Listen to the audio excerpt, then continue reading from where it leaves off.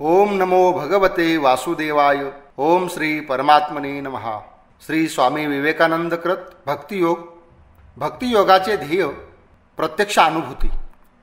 भक्तासाठी या सर्व शुष्क विषयांची माहिती यासाठी आवश्यक आहे की ते आपली इच्छाशक्ती दृढ बनवू शकतील. यापेक्षा जास्त त्यांचा काहीच उपयोग नाही, कारण तो एक अशा मार्गावर चालला आहे जो लवकरच त्याला युक्तीच्या काळोखी आणि अशांतिमय राज्याच्या सीमेबाहेर काढून अनुभूतीच्या राज्यात घेऊन जाईल. ईश्वराच्या कृपेने तो लवकरच अशा अवस्थेपर्यंत पोहोचतो जिथे पांडित्य अहंकारीना प्रिय अक्षम युक्ती फार मागे पडते. तिथे बुद्धीच्या साह्याने अंधारात चाचपडावे लागत नाही. तिथे तर प्रत्यक्ष अनुभव सूर्याच्या उज्ज्वल किरणाने सर्व काही दिसू लागते. तो आणखी युक्ती किंवा तर्क करीत नाही, तर प्रत्यक्ष अनुभवच घेतो. आणि ईश्वराचा हा साक्षात्कार, हा अनुभव, हा उपभोग अन्य विषयांपेक्षा जास्त श्रेष्ठ नाही काय? हेच नाही तर असेही भक्त आहेत की ज्यांनी घोषणा केली की ते तर मुक्तीहून श्रेष्ठ आहे. आणखी काय, हे आमच्या जीवनाचे सर्वोच्च प्रयोजन नाही का? संसारात असे बरेच लोक आहेत ज्याची ही पक्की धारणा आहे की केवळ तीच वस्तू उपयोगी आहे जिने मनुष्याला पाशविक सुख प्राप्त होतात. इथंपर्यंत की धर्म, ईश्वर, परकाल, आत्मा इत्यादीही त्यांच्या काही कामाचे नाहीत, कारण की त्यांना त्यांच्यापासून धन किंवा शारीरिक सुख मिळत नाही.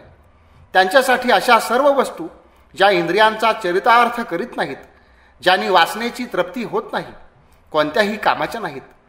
मग प्रत्येक मनाच्या विशिष्ट आकांक्षानुसार उपयोगितेचे रूपही बदलत राहते. ज्या व्यक्तीला ज्या गोष्टीची आवश्यकता असते तीच वस्तू त्याला सर्वात उपयोगी आहे असे वाटते. म्हणजेच त्या लोकांसाठी जे खाणे, पिणे, वंशवृद्धी करणे आणि मृत्यू पावणे याशिवाय आणखी काही जाणत नाहीत. इंद्रिय सुखच एकमात्र लाभ मिळवण्याची वस्तू आहे. अशा लोकात हृदयात उच्चतर विषयांसाठी थोडेसेही जाणण्यासाठी अनेक जन्म घ्यावे लागतील. पण ज्यांच्यासाठी आत्मोन्नतीचे साधन ऐहिक जीवनाच्या क्षणिक सुखभोगापेक्षा अधिक महत्त्वपूर्ण आहेत, ज्यांच्या दृष्टीने इंद्रियांची तृप्ती केवळ अज्ञानी मुलाच्या खेळण्याप्रमाणे आहे, त्यांच्यासाठी भगवान आणि भगवत प्रेमच मानवी जीवनाचे सर्वोच्च तसेच एकमेव प्रयोजन आहे. ईश्वराची कृपा आहे की आजही हा घोर भोगलालसेने पूर्ण संसार अशा महात्म्याने अगदी शून्य झालेला नाही. प्रथमच सांगितले आहे की भक्ती दोन प्रकारची आहे, गौणी आणि पराभक्ती. गौणीचा अर्थ आहे साधन भक्ती, म्हणजेच ज्यात भक्तीला आम्ही एक साधन रूपामध्ये घेतो, आणि परा त्याचीच पक्वावस्था आहे.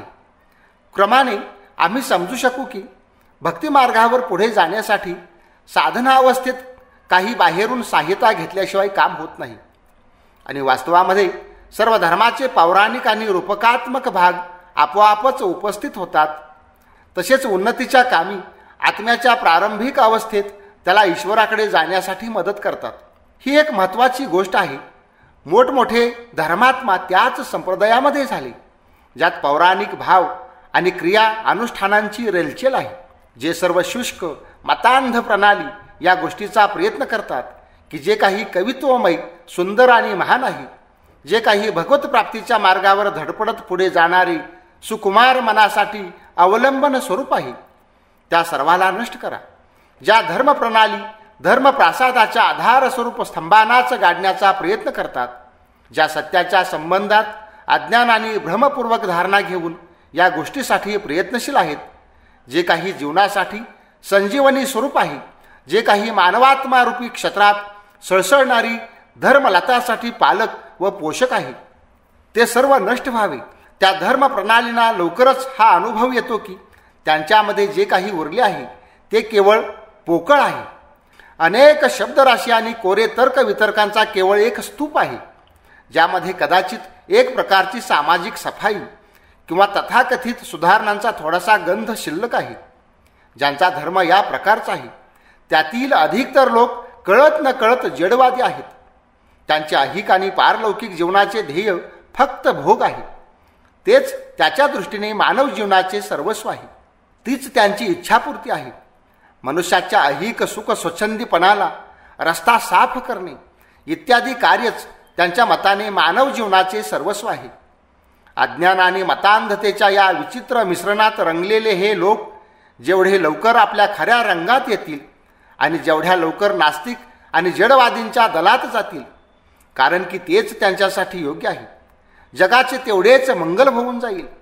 धर्मानुष्ठान आणि आध्यात्मिक अनुभूतीचा एक लहानसा कणही ढिगभर फालतू बकवास आणि आंधळ्या भावुकतेपेक्षा कितीतरी मोठा आहे. आम्हाला कुठेही एक तरी असा आध्यात्मिक दिग्गज दाखवा जो अज्ञान आणि मतांधताच्या या भूमीवर उपजला असेल. जर हे करू शकला नाहीत तर बंद करा तुमची तोंडे, उघडा हृदयाचे कपाट, ज्यामुळे सत्याची शुभ्र उज्ज्वल किरणे आतमध्ये प्रवेश करू शकतील. आणि जा त्या भारत गौरव ऋषींना शरण, ज्यांच्या प्रत्येक शब्दामागे अनुभवाची शक्ती आहे. या आम्ही सर्व अबोध बालकाप्रमाणे त्यांच्या चरणापाशी बसूया. गुरुची आवश्यकता. प्रत्येक जीवात्मा पूर्णत्व प्राप्त करणार हे अगदी निश्चित आहे आणि शेवटी सर्व या पूर्णावस्थेची प्राप्ती करतीलच. आम्ही आज जे आहोत ते आमच्या पूर्वजीवनाच्या कर्माचे आणि विचारांचे फळ आहे आणि आम्ही जे काही भविष्यामध्ये होऊ ते आमच्या आजच्या कर्माचे आणि विचारांचे फळ असेल. पण आम्ही स्वतःच आपले भाग्य निर्माण करीत आहोत. यातून हे समजू नका की आम्हाला कोणा बाहेरच्या मदतीची गरज नाही, तर अधिक तर जागी अशा प्रकारच्या सहाय्यतेची नितांत आवश्यकता असते.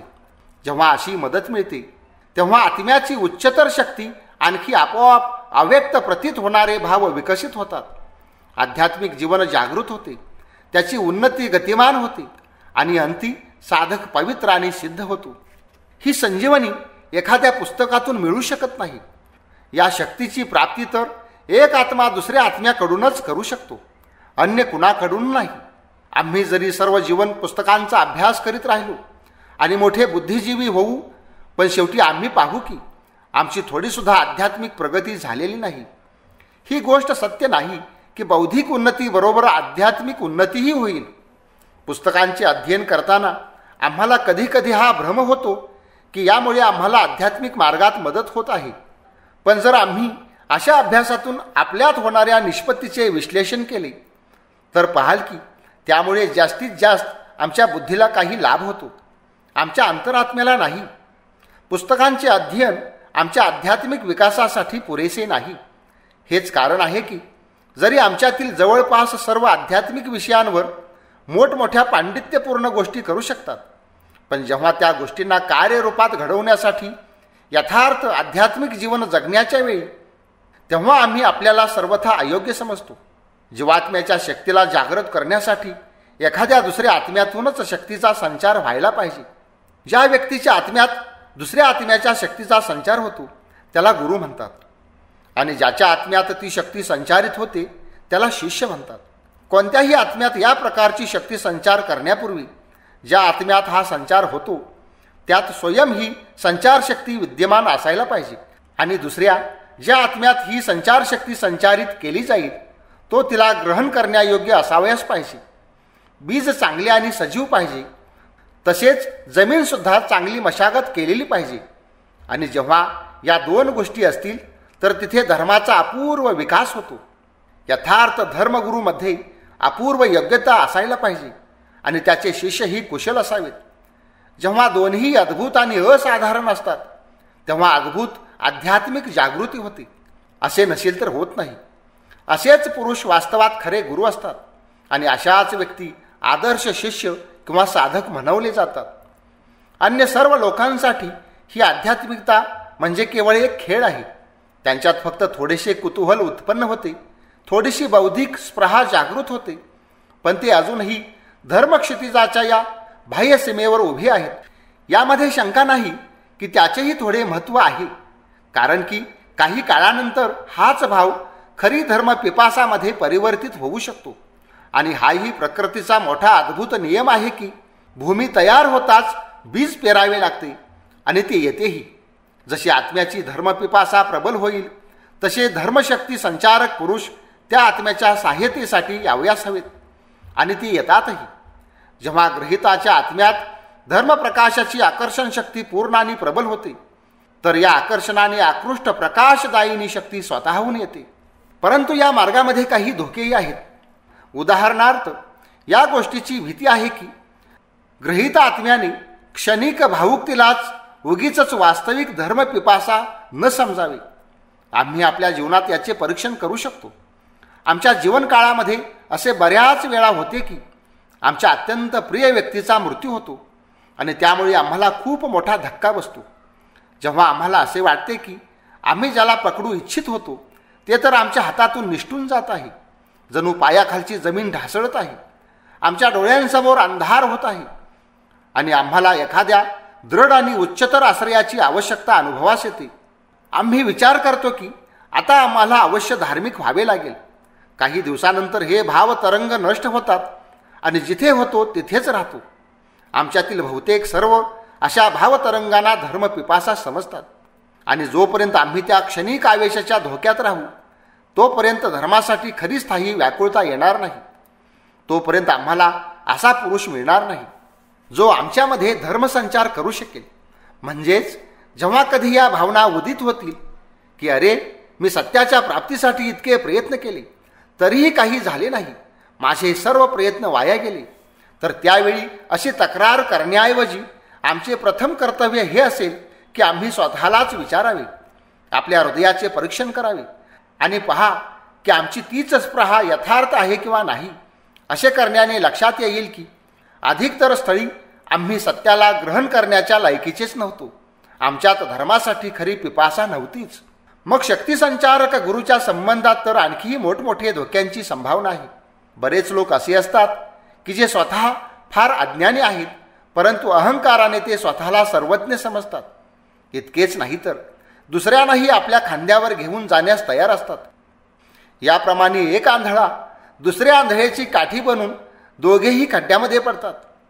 अज्ञानाने वेढलेले अत्यंत निर्बुद्ध असूनही स्वतःला महापंडित समजणाऱ्या मूर्ख व्यक्ती आंधळ्याच्या नेतृत्वात चालणारे आंधळ्यासारखे चारी बाजूला ठोकरा खात भटकत फिरत असतात. हा संसार तर अशा लोकांनी भरलेला आहे. प्रत्येक माणूस गुरु होऊ इच्छितो. एका भिकाऱ्यासही वाटते की तो लोकांना दान करून टाकेल. जसे हास्यास्पद भिकारी तसेच हे गुरुही समजावेत. गुरु आणि शिष्याचे लक्षण. तर मग गुरुची ओळख काय आहे? सूर्याला प्रकाशात आणण्यासाठी मशालीची गरज नसते. त्याला पाहण्यासाठी आम्हाला दिवा लावावा लागत नाही. जेव्हा सूर्योदय होतो तेव्हा आम्हाला समजते की सूर्य उगवला आहे. याच प्रकारे जेव्हा आमच्या मदतीसाठी गुरु येतो तेव्हा आत्म्याला समजते की त्याच्यावर आता सत्य सूर्याची किरणे पडू लागली आहेत. सत्य स्वतःच प्रमाण आहे. त्याला प्रमाणित करण्यासाठी कुणा दुसऱ्याच्या साक्षीची आवश्यकता नाही. ते स्वयंप्रकाशी आहे. ते आमच्या प्रकृतीच्या अंतस्थलापर्यंत प्रवेश करते आणि त्याच्यासमोर सर्व जग उठून उभे राहते आणि म्हणते, हेच सत्य आहे. ज्या आचार्यांच्या हृदयात सत्य आणि ज्ञान सूर्यासमान दैदिप्यमान असते ते जगात सर्वोच्च महापुरुष आहेत आणि अधिकांश मानवजातीमध्ये त्यांची उपासना ईश्वराच्या रूपात केली जाते. परंतु त्याच्या तुलनेत अल्पज्ञानाच्या व्यक्तीकडूनही आम्ही आध्यात्मिक सहाय्यता घेऊ शकतो. पण आमच्यात ती अंतर्दृष्टी नाही जिने आम्ही गुरुच्या संबंधी यथार्थ विचार करू शकू. म्हणजेच गुरु आणि शिष्य दोघांचे संबंधात काही कसोट्या आणि अटी आवश्यक आहेत. शिष्यासाठी आवश्यक आहे त्याच्यातील पवित्रता. खरी ज्ञानलालसा आणि अध्यवसाय असावा.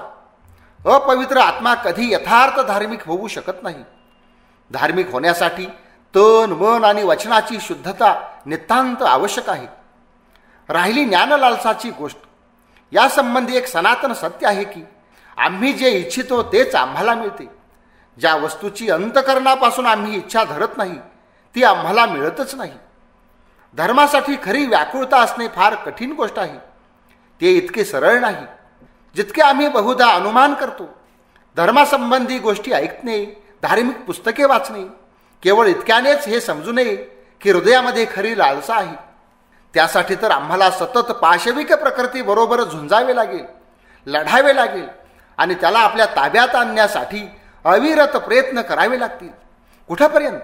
जोपर्यंत आमच्या हृदयामध्ये धर्मासाठी खरी व्याकुळता उत्पन्न होणार नाही, जोपर्यंत विजय आमच्या हाती लागणार नाही.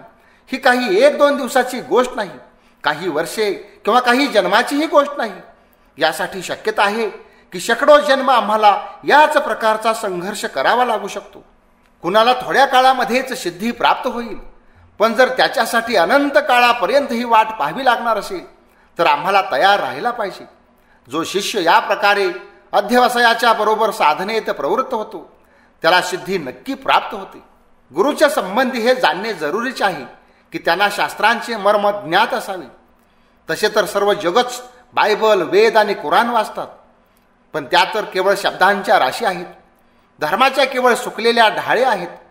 जे गुरु या शब्दांच्या जाळ्यात पडतात, ज्यांचे मन शब्दांच्या शक्तीत वाहून जाते, ते आतील मर्म हरवून जातात. जे शास्त्रांचे खरे मर्मज्ञ आहेत तेच खरे धार्मिक गुरु आहेत. शास्त्रांच्या शब्दांचे जाळे घनदाट जंगलाप्रमाणे आहे, ज्यामध्ये मनुष्य भटकत जातो आणि त्याला रस्ता सापडत नाही. शब्द जाल तर चित्त भटकवणारे महावन आहे. विचित्र ढंगाची शब्दरचना, सुंदर भाषेत बोलण्याचे विविध प्रकार आणि शास्त्रमर्माच्या नाना प्रकारे व्याख्या करणे हे सर्व पंडितांच्या भोगासाठीच आहे. याने अंतर्दृष्टीचा विकास होत नाही. जे लोक या उपायाने दुसऱ्याला धर्माची शिक्षा देतात ते केवळ स्वतःच्या पांडित्याचे प्रदर्शन करू इच्छितात. त्यांची अशी इच्छा असते की जगाने त्यांना विद्वान मानावे व त्यांचा सन्मान करावा. या जगातील कोणत्याही मुख्य आचार्यातून कुणीही शास्त्रांची याप्रमाणे नानाविध भानगडीत पडत नाहीत. त्यांनी श्लोकांच्या अर्थाची ओढाताण केली नाही. ते शब्दार्थाने धातुअर्थ याच्या फेऱ्यात पडले नाहीत. तरीही त्यांनी जगाला फार चांगली शिकवण दिली. याच्या उलट त्या लोकांनी ज्याच्याजवळ शिकवण्याजोगे काही नव्हते, कधी एक तर अर्ध्या शब्दाला पकडले आणि त्यावरच 3-3 भागाची मोठमोठी पुस्तके लिहिली, ज्यामध्ये त्या शब्दाची उत्पत्ती कशी झाली, कुणी त्या शब्दाचा प्रथम वापर केला, तो काय खात होता, किती वेळ झोपत होता, इत्यादी इत्यादी याच प्रकारच्या सर्व निरर्थक गोष्टी भरलेल्या आहेत. भगवान श्री रामकृष्ण एक कहाणी सांगत असत. एकदा 2 माणसे एका बागेत फिरायला गेली. त्यातील एक, ज्याची विषयबुद्धी जरा तेज होती, बागेत घुसल्यावर तो हिशोब करू लागला. इथे किती झाडे आंब्याची आहेत, कोणत्या झाडाला किती आंबे आहेत, एका एका फांदीला किती पाने आहेत, बागेची किंमत किती होऊ शकते, वगैरे वगैरे. पण दुसरा माणूस बागेच्या मालकाला भेटून एका झाडाच्या खाली बसला आणि मजेमध्ये एक एक आंबा पाडून खाऊ लागला. आता खरे सांगा, या दोघांमध्ये जास्त बुद्धिमान कोण आहे? आंबे खाल्ले तरच पोट भरेल. केवळ पाने मोजण्याने आणि हिशोब लावण्याने काय फायदा? हे पाने आणि आंबे मोजण्याचे, तसेच त्याचा हिशोब लावण्याचे, तसेच दुसऱ्याला हे सांगण्याचा भाव अगदी पूर्णपणे सोडून द्या. ही गोष्ट नाही की त्याचा काही उपयोग नाही. त्याचा उपयोग आहे, पण धर्मक्षेत्रामध्ये नाही. या पाने मोजणाऱ्यामध्ये तुम्हाला एकही आध्यात्मिक महापुरुष सापडणार नाही. मानवी जीवनाचे सर्वोच्च ध्येय, मानवाचा महत्तम अभिमान, धर्मासाठी एवढी पाने मोजण्याचे श्रम करण्याची गरज नाही. की भगवान श्रीकृष्ण मथुरेत होते का वृंदावनात, ते काय करीत होते, आणि जेव्हा त्यांनी गीता सांगितली त्या दिवशी नक्की कोणती तिथी होती. गीतेत कर्तव्य आणि प्रेमासंबंधी जे उदात्त उपदेश दिले आहेत त्यांना आपल्या आचरणात आणण्याचा प्रयत्न करावा. त्याचा अवश्य हृदयामध्ये अनुभव घ्यावा. फक्त हेच तुमच्यासाठी आवश्यक आहे. त्याचे किंवा त्याचे प्रणेता यासंबंधी अन्य सर्व विचार तर केवळ विद्वानांचे आमोद करीत आहेत. त्यांना वाटेल ते करू द्या. आम्ही तर त्यांच्या पांडित्यपूर्ण विवादावर केवळ शांती शांती म्हणू आणि फक्त आंबे खाऊ. गुरुसाठी दुसरी आवश्यक गोष्ट आहे निष्पापता. बहुधा प्रश्न विचारला जातो की आम्ही गुरुच्या चरित्रावर व व्यक्तित्वावर का बरे ध्यान द्यावे? आम्हाला तर फक्त हेच पाहिजे की ते काय सांगतात, बस त्याला ग्रहण करावयास हवे. पण ही गोष्ट योग्य नाही. जर कुणी मनुष्य मला गतिविज्ञान, रसायनशास्त्र किंवा अन्य एखादे भौतिक ज्ञान शिकवणार असेल तर त्याचे चरित्र कसेही असू शकते, कारण की या विषयासाठी केवळ तीक्ष्ण बुद्धीची गरज आहे. परंतु आध्यात्मिक आचार्य जर शुद्ध चित्त नसतील तर त्याच्या धर्माचा प्रकाश थोडासुद्धा असू शकत नाही. एक अशुद्ध चित्त व्यक्ती आम्हाला काय धर्म शिकवणार? आपल्या स्वतःमध्ये आध्यात्मिक सत्याची उपलब्धी करणे हीच दुसऱ्यामध्ये त्याचा संचार करण्याचा एकमेव उपाय आहे. हृदय आणि मनाची पवित्रता जोपर्यंत चित्त शुद्ध होत नाही तोपर्यंत भगवान, दर्शन किंवा त्या अतिंद्रिय सत्तेचा आभास सुद्धा मिळू शकत नाही. म्हणजेच गुरुच्या संबंधी आम्हाला पहिले हे जाणावे लागेल की त्याचे चरित्र कसे आहे आणि नंतर पाहावे लागेल की ते काय सांगतात. त्यांना पूर्ण रूपाने शुद्ध असायला पाहिजे, तेव्हाच त्यांच्या शब्दाला किंमत राहील, कारण की तेव्हाच ते खरे संचारक होऊ शकतात. जर त्यांच्यातच आध्यात्मिक शक्ती नसेल तर ते संचार कसा करतील? त्यांच्या मनात आध्यात्मिकतेचे स्पंदन इतके प्रबल पाहिजे ज्यामुळे त्यांचा सहज रूपाने शिष्याच्या मनात संचार होऊ शकेल. वास्तवामध्ये गुरुचे काम हे आहे की त्यांनी शिष्यामध्ये आध्यात्मिक शक्तीचा संचार करावा, न की शिष्याची बुद्धिवृत्ती किंवा अन्य एखादी शक्ती उत्तेजित करावी. हे स्पष्ट अनुभवता येते की गुरुतून शिष्यामध्ये खरोखर एक शक्ती येत आहे, म्हणजेच गुरुचे शुद्ध चित्त असणे आवश्यक आहे. गुरुसाठी तिसरी आवश्यक गोष्ट आहे उद्देश. गुरुचे धन, नाव किंवा यश यासंबंधी स्वार्थ साधण्यासाठी धर्माची शिकवण द्यायला नाही पाहिजे. त्याचे कार्य तर सर्व मानवजातीप्रती विशुद्ध प्रेमाने प्रेरित असावे. आध्यात्मिक शक्तीचा संचार केवळ शुद्ध प्रेमाच्या माध्यमातूनच होऊ शकतो. कुठल्याही प्रकारचा स्वार्थी भाव, जसे की लाभ किंवा यशाची कामना, लगेच या प्रेमरूपी माध्यमाला नष्ट करते. भगवान प्रेम स्वरूप आहे आणि ज्यांनी या तत्वाची उपलब्धी झाली तोच मनुष्य शुद्ध होणे आणि ईश्वराला जाणण्याचे शिक्षण देऊ शकतो. जेव्हा पाहाल की गुरुमध्ये ही सर्व लक्षणे आहेत तर मग तुम्हाला कुठलीही आशंका नाही. नसता त्याचकडून शिक्षण घेणे योग्य नाही, कारण की तेव्हा साधुभाव संचारित होण्याऐवजी असाधुभाव संचारित होण्याची फार मोठी भीती असते. म्हणजेच अशा धोक्यापासून सावध राहावे. केवळ तोच शास्त्रज्ञ, निष्पाप, कामगंधहीन आणि श्रेष्ठ ब्रह्मविद आहे, तोच खरा गुरु आहे. जे काही सांगितले आहे त्यातून हे सहज कळते की धर्मात अनुराग आणण्यासाठी, धर्माच्या गोष्टी समजण्यासाठी आणि त्याला आपल्या जीवनामध्ये उतरवण्यासाठी लागणारी उपयोगी विद्या आम्हाला इथे तिथे कुणा ऐऱ्यागैऱ्याकडून मिळू शकत नाही. पर्वत उपदेश देतो, खळखळ वाहणारे झरे विद्या पसरत असतात आणि सर्व शुभच शुभ आहे. या सर्व गोष्टी कवित्वाच्या दृष्टीने जरी कितीही चांगल्या असतील, पण जोपर्यंत स्वयं मनुष्यात सत्याचे बीज अपरिस्फुट भावाने उगवत नाही तोपर्यंत जगातील कोणतीही वस्तू त्याला सत्याचा एक कणही देऊ शकत नाही. पर्वत आणि झरे कुणाला उपदेश देतात? त्याच महामानवात्म्याला, ज्याच्या पवित्र हृदय मंदिरामध्ये कमळ उमललेले आहे आणि या प्रकारचे सुंदर रूपाने विकसित करणारा ज्ञान प्रकाश सद्गुरूकडून येतो. जेव्हा हृदय कमल याप्रमाणे उमलते तेव्हा तो पर्वत, ते झरे, नक्षत्र, सूर्य, चंद्र अथवा या ब्रह्मविश्वात जे काही आहे त्या सर्वांकडून शिक्षण ग्रहण करू शकतो. परंतु ज्याचे हृदय कमल अजूनपर्यंत उमलले नाही तो तर या सर्वात पर्वताशिवाय आणखी काही पाहू शकणार नाही. एक आंधळा वस्तू संग्रहालयामध्ये गेला तर त्याने काय होईल? पहिल्याने त्याला डोळे द्या, तेव्हा तो समजू शकेल की येथील निरनिराळ्या वस्तूतून कोणते ज्ञान मिळू शकते. गुरु हेच धर्मपिपासूचे डोळे उघडणारे असतात. म्हणजेच गुरुच्या सोबत आमचा संबंध अगदी तसाच आहे जसा पूर्वजांच्या सोबत त्यांच्या वंशजांचा होता. गुरुप्रती विश्वास, नम्रता, विनय आणि श्रद्धेशिवाय आमच्यामध्ये धर्मभाव रुजू शकत नाही. आणि ही एक महत्त्वपूर्ण गोष्ट आहे.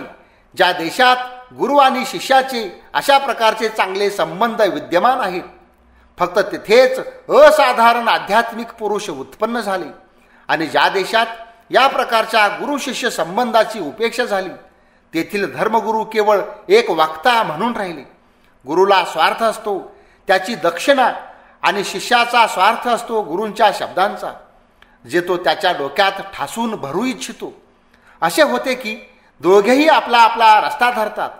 तिथे आध्यात्मिकता अगदी नसल्यासारखीच असते. न कुणी शक्ती संचार करणारा, ना कुणी ग्रहण करणारा. अशा लोकांसाठी धर्म केवळ एक व्यवसाय बनतो. ते विचार करतात की ते धर्माला विकत घेऊ शकतात. ईश्वर करतो, धर्म इतका सोपा होतो. पण दुर्भाग्य, असे होऊ शकत नाही. धर्मच सर्वोच्च ज्ञान आहे, तीच सर्वोच्च विद्या आहे. तो पैशाने मिळू शकत नाही आणि पुस्तकातूनही मिळू शकत नाही.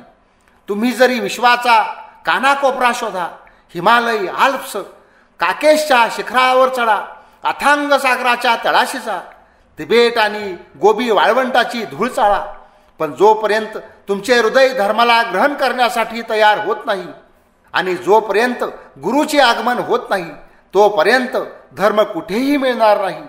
आणि हे विधाता निर्दिष्ट गुरु प्राप्त झाले तर त्याच्याजवळ बालकाप्रमाणे विश्वासाने आणि सरळतेने आपले हृदय उघडा आणि साक्षात ईश्वरी ज्ञानाने त्याची सेवा करा. जे लोक याप्रमाणे प्रेमाने आणि श्रद्धेने संपन्न होऊन सत्याचा शोध घेतात त्याच्याजवळ सत्यस्वरूप भगवान सत्य, शिव आणि सौंदर्याचे अलौकिक तत्वांना प्रकट करतात. अवतार. जिथे कुठे प्रभूचे गुणगान होते ते स्थान पवित्र आहे, तर मग जो मनुष्य प्रभूचे गुणगान करतो तो आणखी किती पवित्र होणार नाही. म्हणजेच ज्याच्याकडून आम्ही आध्यात्मिक शिक्षा मिळवली त्यांच्याजवळ आम्हाला किती भक्तिभावाने जायला पाहिजे. हे सत्य आहे की जगामध्ये अशा धर्मगुरूंची संख्या अत्यंत कमी आहे, पण असे नाही की असे महापुरुष एकदम शून्य होतील. ते तर मानवी जीवन उद्यानातील एक सुंदर पुष्प आहेत आणि अहेतुक दयासिंधू आहेत. भगवान श्रीकृष्ण भागवतात म्हणतात, मलाच आचार्य समजा. जेव्हा हा संसार आचार्याशिवाय होऊन राहील तेव्हा तो एक भयंकर असा नरककुंड बनून जाईल आणि तो नाशाकडे जलद गतीने चालायला लागेल. साधारण गुरुहून आणखी एक श्रेष्ठ दर्जाचे गुरु असतात आणि ते आहेत या विश्वातील ईश्वराचे अवतार. ते केवळ स्पर्शाने इतके की इच्छेनेही आध्यात्मिकता प्रदान करू शकतात. त्यांच्या इच्छेने पाप्याहून पापी व्यक्ती क्षणभरामध्ये साधू बनते. ते गुरूंचेही गुरु आहेत, नरदेह धारण केलेले भगवान आहेत. त्यांच्या माध्यमाशिवाय अन्य कोणत्याही उपायाने आम्ही भगवान पाहू शकत नाही. आम्ही त्यांच्या उपासनेशिवाय राहू शकत नाहीत. वास्तवामध्ये तेही एकमात्र असे आहेत की ज्यांची उपासना करण्यासाठी आम्ही बाध्य आहोत. या नरदेहधारी ईश्वरी अवतारांच्या माध्यमाशिवाय मनुष्य ईश्वर दर्शन करू शकत नाही. जेव्हा आम्ही अन्य एखाद्या साधनाने ईश्वर दर्शनाचा प्रयत्न करतो तर आम्ही आमच्या मनात ईश्वराचे एक विचित्र रूप घडवतो आणि विचार करतो की बस हेच ईश्वराचे खरे स्वरूप आहे. एकदा एका अज्ञानी मनुष्याला भगवान शिवजीची मूर्ती बनवण्यासाठी सांगितले. बऱ्याच दिवसांच्या अथक प्रयत्नाने त्याने एक मूर्ती तयार केली, पण ती माकडासारखी होती. याप्रमाणेच जेव्हा आम्ही भगवानाला त्याच्या खऱ्या रूपात त्याचे निर्गुण पूर्ण स्वरूपाचा विचार करण्याचा प्रयत्न करतो तर आम्ही अनिवार्य रूपाने वाईट तरतऱ्हेने त्यात असफल होतो.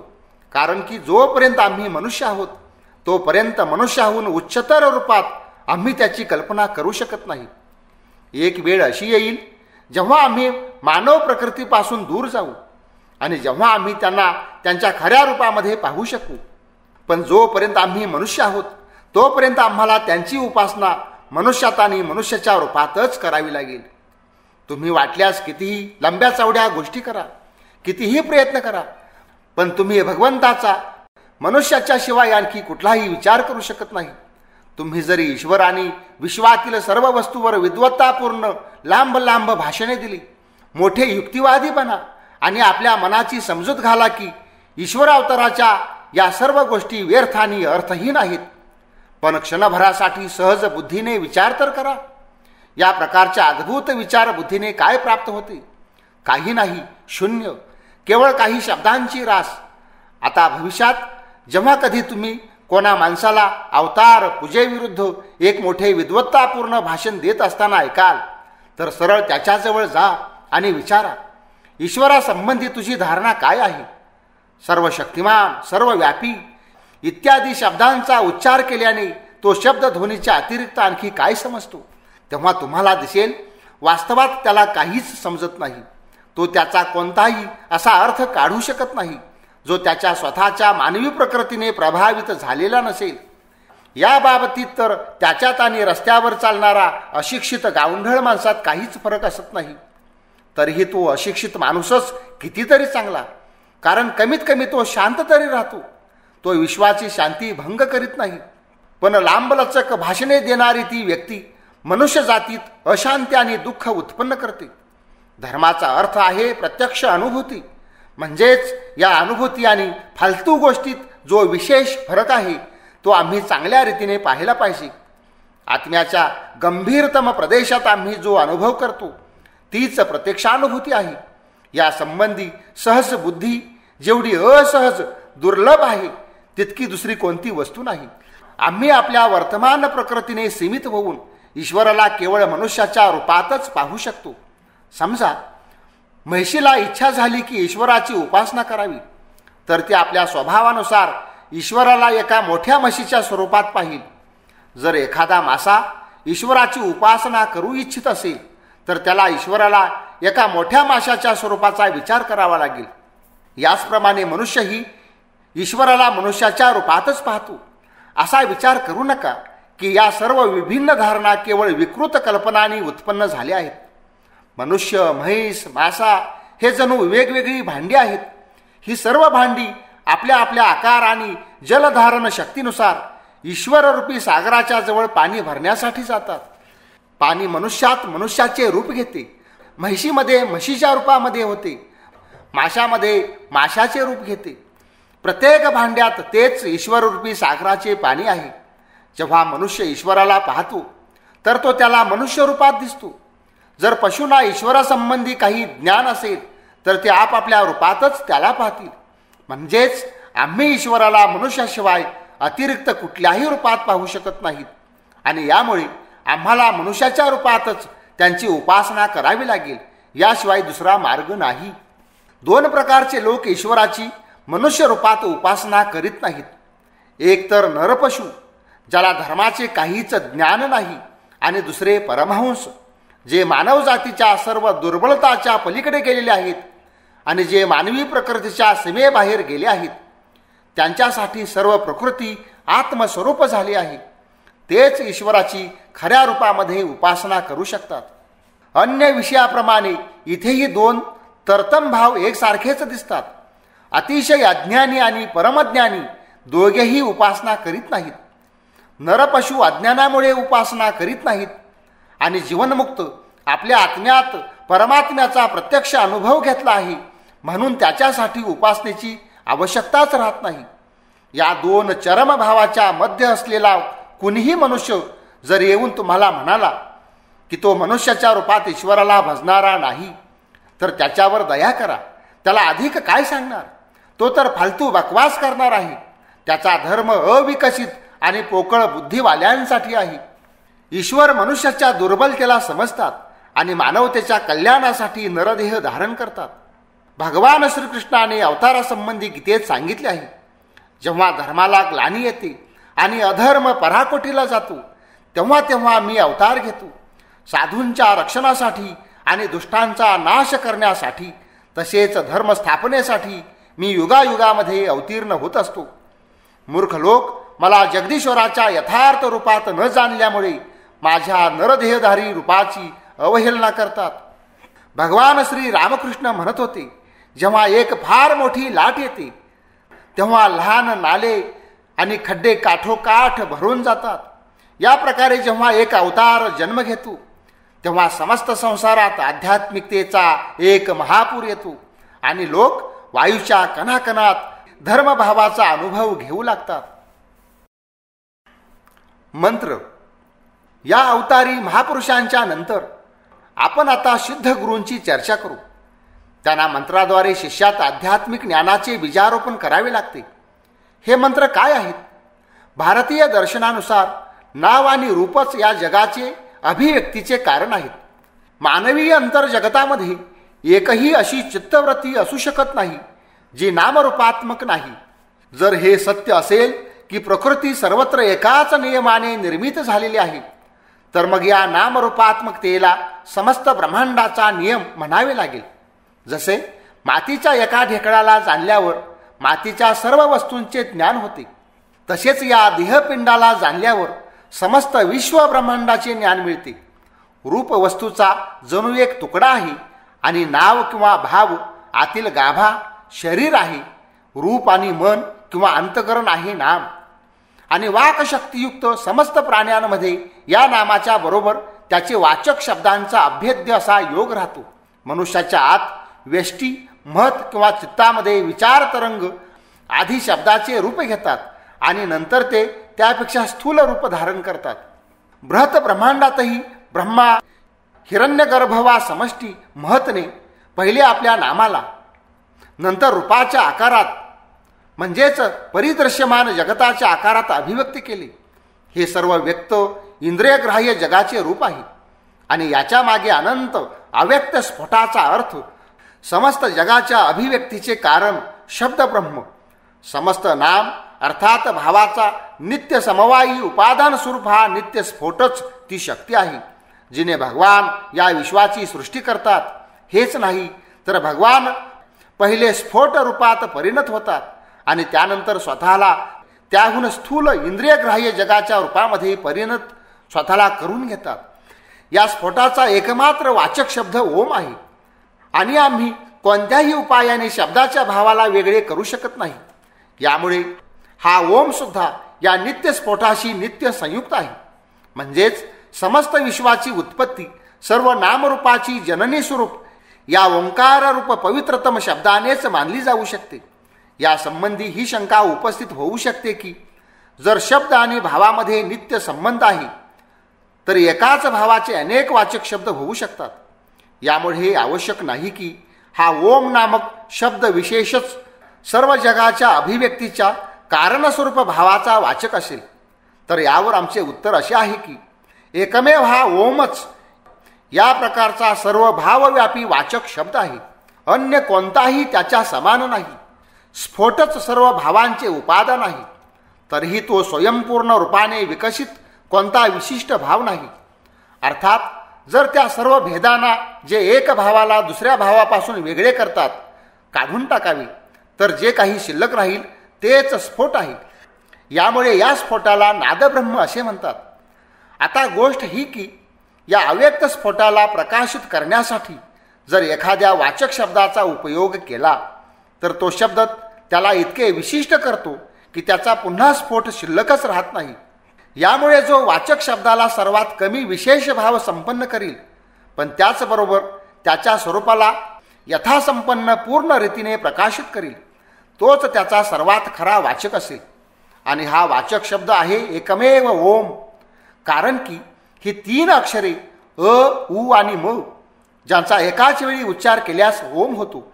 समस्त शब्द साधारण वाचकाच्या आधारावर घेतली जाऊ शकतात.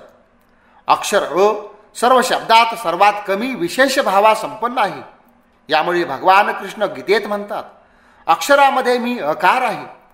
स्पष्ट रूपाने उच्चारित जेवढे शब्द आहेत त्यांची उच्चारण क्रिया मुखात जिभेच्या मुळापासून प्रारंभ होते आणि ओठात येऊन समाप्त होते. अ जिभेचे मूळ म्हणजेच कंठातून उच्चारित होतो आणि म ओठापासून होणारा अंतिम शब्द आहे आणि उ हा त्या शक्तीचा सूचक आहे जी जिभेच्या मुळापासून आरंभ होऊन तोंडभर फिरून ओठावर येऊन समाप्त होते. जर या ओमचा उच्चार योग्य पद्धतीने केला तर याने शब्द उच्चारण्याची संपूर्ण क्रिया संपन्न होते. दुसऱ्या कोणत्याही शब्दात ही शक्ती नाही. म्हणजेच हा ओम स्फोटाचा सर्वात उपयुक्त वाचक शब्द आहे आणि हा स्फोटच ओमचा प्राकृत वाच्य आहे. आणि जरी का वाचक वाच्याहून कधी वेगळे होऊ शकत नाही म्हणून ओम आणि स्फोट अभिन्न आहेत. मग हा स्फोट या व्यक्त जगाचा सूक्ष्मतम अंश असल्यामुळे ईश्वराच्या अत्यंत निकट आहे. तसेच ईश्वरीय ज्ञानाची प्रथम अभिव्यक्ती आहे. म्हणून ओमच ईश्वराचा खरा वाचक आहे. आणि ज्याप्रमाणे अपूर्ण जीवात्मा एकमेव अखंड सच्चिदानंद ब्रह्माचा चिंतन विशेष भावाने आणि विशेष गुणांनी युक्त रूपातच करू शकतात तसेच त्याचे देहरूप या अखिल ब्रह्मांडाचे चिंतनही साधकाच्या मनोभावानुसार विभिन्न रूपाने करावे लागते. उपासकाच्या मनात जेव्हा ज्या प्रकारचे तत्व प्रबल होतात तेव्हा त्याच प्रकारचे भाव जागृत होतात. निष्पत्ती ही की एकच ब्रह्म भिन्न भिन्न रूपात भिन्न भिन्न गुणांच्या प्रधानतायुक्त दिसू लागते आणि तेच एक विश्व विभिन्न रूपात प्रतिभाषित होते. ज्या प्रकारे अल्पतम विशेष भावापन्न तसेच सार्वभौमिक वाचक शब्द ओमच्या संबंधात वाच्य आणि वाचक आपापसात अभेद्य रूपाने संबंध आहेत तसेच वाच्य आणि वाचकाचे हे अविच्छिन्न संबंध भगवान आणि विश्वाच्या विभिन्न खंडभावांनाही लागू आहेत. म्हणजेच त्यातील प्रत्येकाचा एक विशिष्ट वाचक शब्द असणे आवश्यक आहे. हे वाचक शब्द ऋषींच्या गंभीरतम आध्यात्मिक अनुभूतीतून उत्पन्न झाली आणि ते भगवान तसेच विश्वाचे ज्या विशेष विशेष खंडभावाचे वाचक आहेत त्या विशेष भावांना यथासंभव प्रकाशित करतात. ज्या प्रकारे ओम अखंड ब्रह्मवाचक आहे तसेच अन्यान्य मंत्रही त्याच परमपुरुषाचे खंडखंड भावांचे वाचक आहेत. हे सर्व ईश्वराचे ध्यान आहे आणि प्रकृत ज्ञानाच्या प्राप्तीमध्ये सहाय्यक आहेत.